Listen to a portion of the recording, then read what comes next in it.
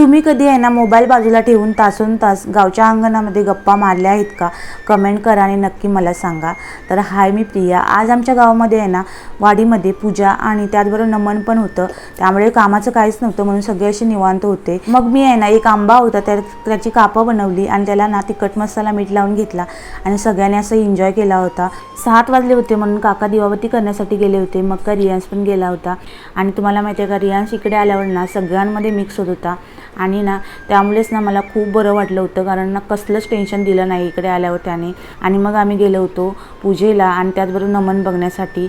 मग मंदिरात जाऊन मस्त असं दर्शन घेतलं होतं, पूजेच्या पाया पडलो होतो.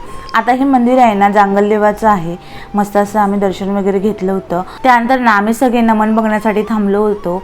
मग काय नमन चालू झालं होतं. आता तुमच्याकडे याला काय म्हणतात ना, मला कमेंट करून नक्की सांगा.